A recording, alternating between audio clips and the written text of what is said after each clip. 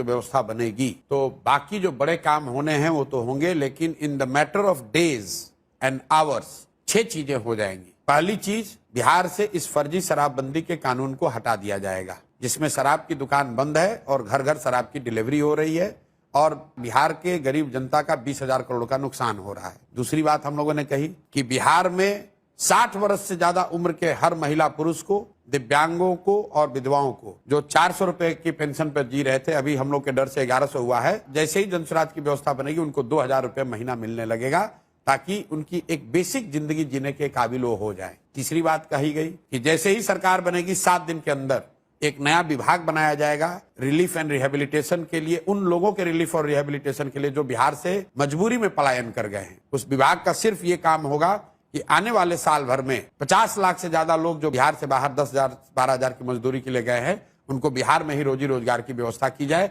उनको बाहर न जाना पड़े। चौथा काम ये किया जाएगा, जिस गांव में भी सरकारी विद्यालय की हालत खराब है वहां गरीब लोगों को ये सुविधा दे दी जाएगी कि जब तक सरकारी विद्यालय आपका नहीं सुधरता है, आप अपने बच्चे को अपने इलाके के प्राइवेट स्कूल में भेजिए, उसका फीस सरकार भरेगी। पांचवा चीज ये किया जाएगा कि जो लोग भी खेती कर रहे हैं, जो लोग भी खाने वाली खेती से कमाने वाली खेती में मूव करेंगे, मतलब जो धान गेहूं ज्वार बाजरे की खेती को छोड़कर कैश क्रॉप की खेती में जाएंगे, उनको मनरेगा के तहत मजदूर मुफ्त कर दिए जाएंगे। और छठवीं और अंतिम बात, जितने भी लोग यहाँ पर रोजी रोजगार करना चाहते हैं, जो महिलाएं हैं, युवा हैं, उसको हम लोग भीख नहीं देना चाहते हैं। उसको ये कहते हैं कि आप कर्ज लीजिए,